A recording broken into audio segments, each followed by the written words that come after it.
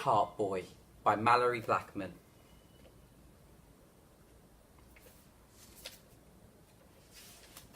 Chapter 1.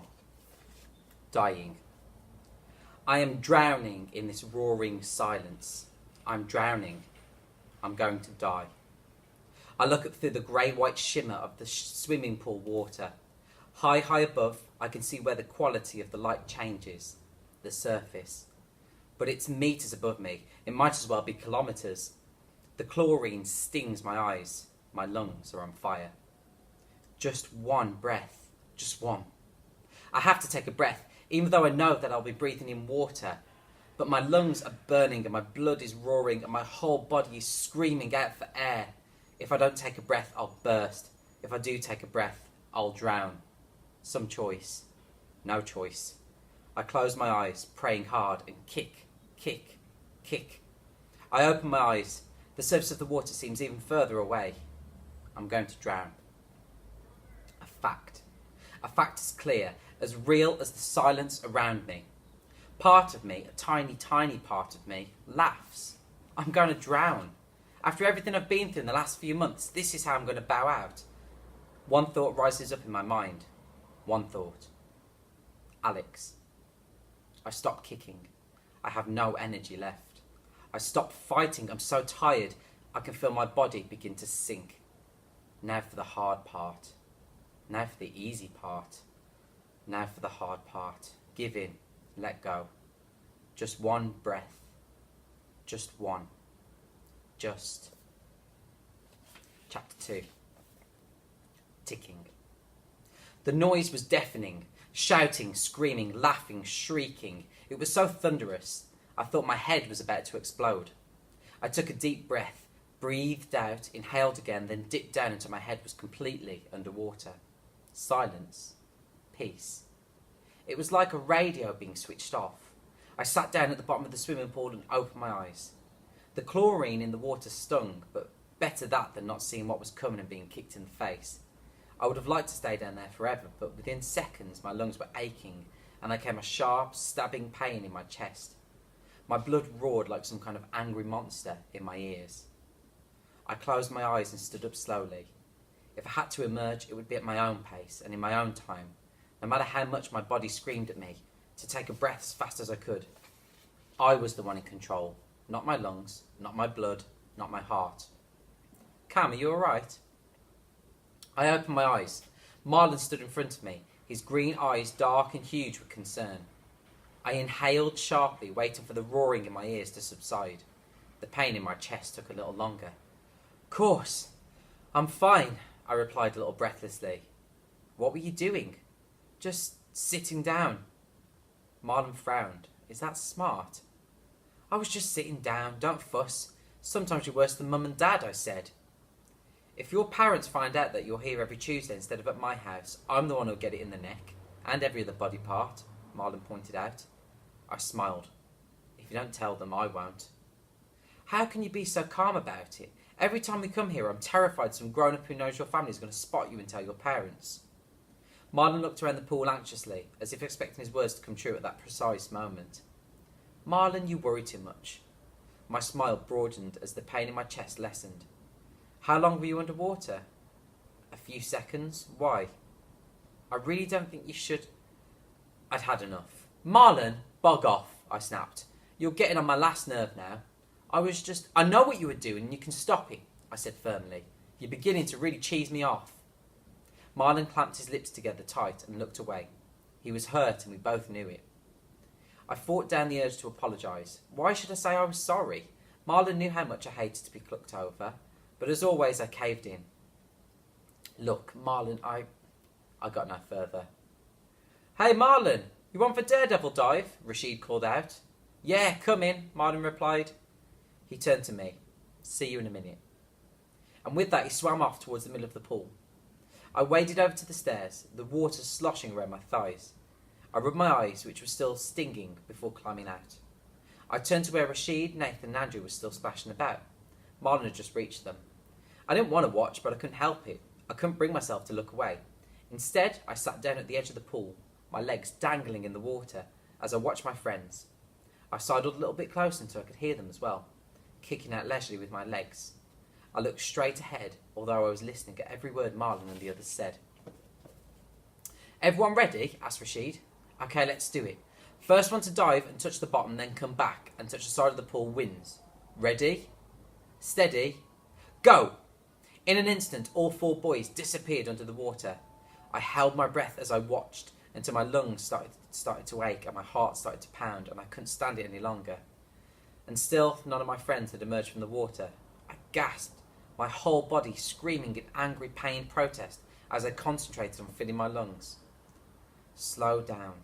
I've stopped holding my breath now, I told my heart. Just slow down. I knew that within the next few weeks I'd no longer be able to come swim with Marlin and my other friends. I knew it as surely as I knew my own name, because my heart was getting worse. So I had to hang on to these last moments of independence, even if part of it was just me fooling myself. Travis, our school moron, was right about that at least. I was a weed, and a feeble one at that. Long moments later, Marlin and Andrew emerged from the water, quickly followed by Rashid, then Nathan. Some swam, some thrashed for the side of the pool. Marlin made it back first, laughing and gasping. Marlin always made it back first. I win, Marlin shouted. "Let's do it again," said Andrew. "Only this time we have to go down and come up and then do the same before we have to make for the pool side." I gave the water one last vicious kick, then stood up slowly. I couldn't bear to listen anymore. It was as if there was a glass wall separating me from the rest of the world. All I could do was watch and envy my friends as they swam and dived and did whatever they wanted without a care in the world. They never bothered to ask me if I wanted to join them. They all knew I couldn't. I was weak and feeble and had to stay in the shallow end.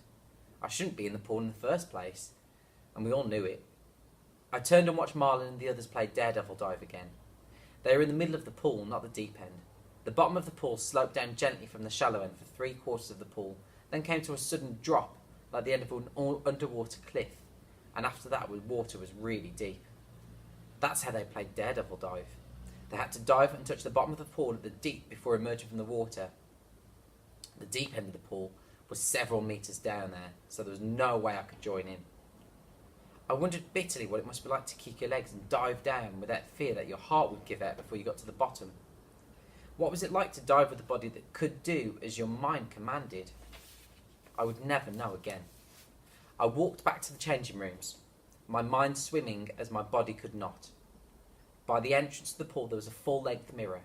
I caught sight of myself. My shoulders drooped, my mouth turned down, my eyes miserable. I looked at my torso. I clenched my fist and banged it against the left side of my chest in what started off as a slow tattoo but which grew increasingly faster and harder. In there I couldn't see it, but I could hear it and feel it, and it was ruining my life. I couldn't do anything. I couldn't run. I couldn't dance. I couldn't play football. I couldn't swim. And it was all because of my heart. I hated it. "Here, Cam, what are you doing?" Marlin called out from the pool. Only then did I remember where I was. Nothing. Look, Marlin, I'm going straight home, okay?" "Are you alright, Marlin?" Marlin said. He was immediately concerned. "I'm fine. I'll see you in the park tomorrow," I called back. "Okay." Marlin still didn't sound completely convinced. "We'll have a good game of football for you to watch tomorrow. We've challenged Manor Park." My smile faded. "I'll be there," I called out. Without waiting for Marlin to respond, I walked into the changing rooms. Marlin had automatically assumed that I would be a spectator. But then, what else could I do? I wasn't much use for anything except watching. Everyone from Travis Cross, our school year's worst bully, to my best friend Marlin said so. Oh, Marlin never said so in so many words. He didn't have to. His correct assumption was all I'd do at the football game tomorrow was watch. That was all I ever did. Watch and listen. I was always a spectator, never a participant. I didn't call that living. I was alive, but that was all. "There's got to be more to it than this," I muttered from beneath my shower. Warm, foul-tasting water ran into my mouth. I spat it out and closed my eyes. There was a song I'd heard once, a song that I'd remembered more and more often these days. Not all the song, just one line. Is that all there is?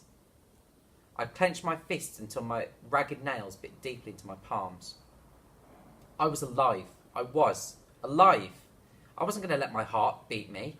I had to do something, anything, To show my body, my energy, my very existence wasn't just down to my heart. I had to have more control than that. But what could I do? Something for myself, something that was mine and mine alone, something that no one else could take away from me. There had to be some way that I could be in control without others telling me what I could do or could not do. I left the shower and went back to my cubicle to get dressed. What now? I didn't want to go home yet, that was for sure. Home to yet another argument between mum and dad. I couldn't stand it. It was as if each of them blamed the other for the way I was. It was driving me crazy. So I'd think of somewhere else to go first. The question was, where?